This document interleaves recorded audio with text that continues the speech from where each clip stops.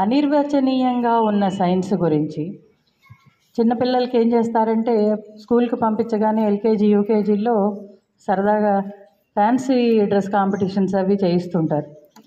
అప్పుడు పిల్లలకి ఒక డాక్టర్ వేషము, సుభాష్ చంద్రబోస్ వేషం వేసి సైంటిస్ట్ వేషం కూడా వేస్తుంటారు. ఒక చిన్న గడ్డమును కళ్ళజోళ్ళు పెట్టేసి కొద్దిగా సైన్స్ చదువుకోవడం మొదలుపెట్టిన తర్వాత ఇళ్లల్లో అసలు చాలా నచ్చనిది చిన్నపిల్లలకి పొద్దున్న లేవగానే బ్రష్ చేసుకోవడం. చాలామందికి నచ్చదు కదా, పొద్దున్నే బ్రష్ ఏంటి, టీ ఇచ్చేసేయచ్చు కదా అని. అలాంటిది అదే సైన్స్ టీచర్ చెప్పిన తర్వాత సాయంత్రాలు గబగబా లోపలికి వెళ్ళిపోయి బ్రష్ చేయడం మొదలెడతారు. ఏంటంటే మా మేడం చెప్పారు టూ టైమ్స్ బ్రష్ చేసుకోవాలి, ఫ్రెష్గా ఉంటుంది అని. సో అలాగా పాఠశాలలో నేర్చుకున్న విషయాలు బాగా నచ్చుతాయి. ఇంకా ఇట్లా సైంటిఫిక్ విషయాలు నేర్చుకుంటూ మీ వంతుగా మీరు కూడా తయారు చేస్తూ కొన్ని చిన్న పనులు చేస్తూ, కొంతమంది పిల్లలైతే కొనుక్కొచ్చిన బొమ్మని మొత్తం విడదీసి చూసి అది ఎలా పనిచేస్తుందో, సరే కుదిరితే మళ్ళీ దాన్ని రీఅసెంబుల్ చేస్తారు, చేయకపోతే విసిరికొడతారు. కానీ కొంత పరిశోధనాత్మకంగా ఉంటూ పిల్లల్ని కొద్ది రోజులు అయిన తర్వాత నువ్వేం కావాలనుకుంటున్నావు అంటే సైంటిస్ట్ అవ్వాలనుకుంటున్నాను అనే రోజుల్లో పెరిగిన మా చాదస్తపు చదువులు అన్నమాట అవి. మరి ఇప్పటి రోజుల్లో ఏమైందంటే ఏం అవ్వాలనుకుంటున్నారో తెలియదు. మనకంటూ ఒక ఖాళీ సమయం వెతుక్కోలేం. ఎప్పుడైనా ఖాళీగా కాసేపు కూర్చుంటే ఏం చేస్తారమ్మా మీరు? ఏమన్నా ఆ ఫోను అదొకటి. పాత రోజుల్లో మాకు కూడా చక్కగా ల్యాండ్ ఫోన్ ఉండేది. ఎప్పుడో ఫోన్ మోగితే ఎవరికి చేశారో వాళ్ళే మాట్లాడాలి, సంభాషణ వరకే ఉండేది. సరే ఇప్పుడు బాగా అసలు ఎంతగా వచ్చేసింది అంటే మనలో క్రియేటివిటీకి సమయము. సరే అందులో కూడా బాగుపడే వాళ్ళు ఎప్పుడూ ఉంటారు. ఎన్ని అవాంతరాలు, ఎన్ని రకాల డిస్టర్బెన్సెస్ ఉన్నా శాస్త్రవేత్తే కావాలని కాదు. బట్ సంతోషం ఏంటంటే గిరిజా మేడంని సివి రామన్ ఎఫెక్ట్ చెప్పమన్నారు. ఏదో చెప్తున్నాం అనుకుంటాం కానీ ఆ సివి రామన్ ఎఫెక్ట్ ఏం చెప్తాం, అసలు ఆయన ఏం చేశాడు, ఆ పరిశోధన అర్థం చేసుకోవాలంటేనే చాలా కష్టమైన విషయం.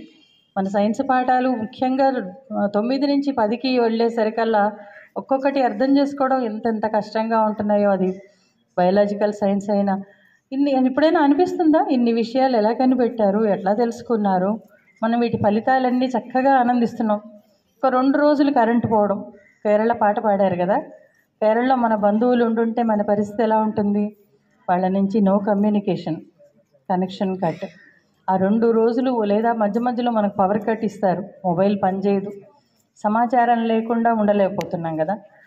సో మరి ఆ సాంకేతికత, ఆ సైన్సు, విజ్ఞానం, లైట్లు లేకపోవడం, లేదా ఇంకా చాలా వాటర్ కూడా ఎప్పుడు నిరంతరం ఇంట్లోకి నీరు వస్తూ ఉండాలి, మంచినీళ్ళు ఉండాలి. ఏ సౌకర్యం లేకపోయినా మనం ముకిరిపిక్కిరైపోతూ ఉంటాం. కానీ ఇవన్నీ అందించిన శాస్త్రవేత్తలకు, అందుకే మన చదువులో ఏం చేశారంటే అకాడమిక్ స్టాండర్డ్స్లో, అకాడమిక్ దీంట్లో ఒక్కొక్కటి ఇచ్చారు. ప్రశ్నించడం, మీరే దాని గురించి అన్వయించుకోవడం, అలాగనే శాస్త్రవేత్తలు చేసిన ఆ కాన్సెప్ట్స్ని, ఆ భావనలని అభినందించటం.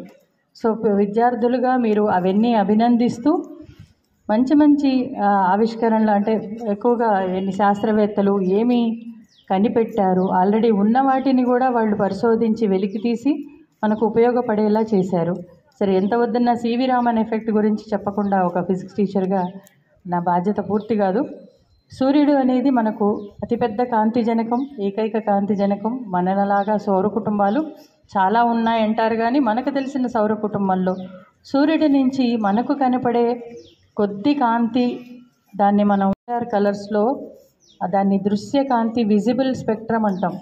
అది కాకుండా మన కంటికి చేరనివి, నేకెడ్ ఐకి అంటే మనకు మామూలు కంటికి కనపడని వేరే కాంతి కిరణాలు కూడా సూర్యుడి నుంచి వస్తున్నాయి.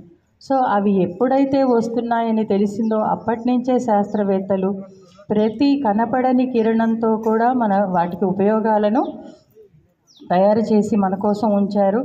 సో అందులో భాగంగానే నీటికి ఏ రంగు ఉండదు కదా, మంచినీళ్ళకి సీసాలో గ్లాసులో తీసుకుంటే ఏ రంగు ఉండదు. అరే మరి సముద్రంలో ఉన్న నీళ్లకు రంగు ఎలా వచ్చిందంటే ఓకే ఆకాశం ఇంట్లో ఇట్లా ప్రతిబింబిస్తోంది కాబట్టి ఆ నీళ్ళ రంగు వచ్చేసింది అని చెప్పుకోవచ్చు. కానీ దాన్ని కూడా చాలా పరిశోధించి, అంటే అతి కొద్ది సమయంలోనే, సో మనకు కూడా మేధాశక్తి చాలా ఉంటుంది, ఒకసారి పరిశోధించి పరిశీలనగా గమనిస్తే మనకు కూడా ఏమైనా కొత్త ఆవిష్కరణలు తడతాయేమో.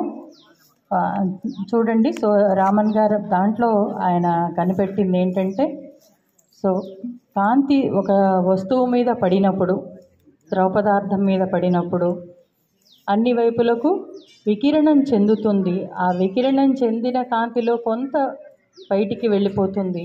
సో దాని ఫలితంగానే ఆ సముద్రపు రంగు నీలి రంగులో ఉంది అని రామన్ ఎఫెక్ట్ అని చెప్పారు.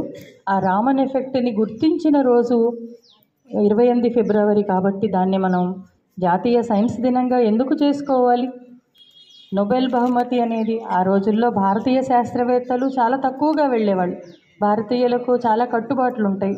సముద్రం దాటి వెళ్ళకూడదు. అందులో దక్షిణాది శాస్త్రవేత్త మనిషికి వెళ్ళడానికి చాలా కట్టుబాట్లు, వెళ్ళకూడదు.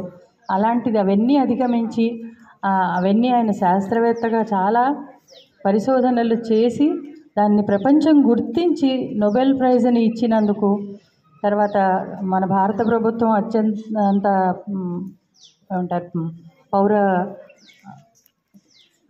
భారతరత్నను ఇచ్చి ఆయన్ని సత్కరించుకున్నారు. సో అలాంటి చాలామంది మన భారతీయ శాస్త్రవేత్తలు, జగదీష్ చంద్రబోస్ గారు, ఇంకా చాలామంది శాస్త్రవేత్తలు ఉన్నారు. అట్లా ఫలితాలను మనం పొందుతూ ఉన్నాము.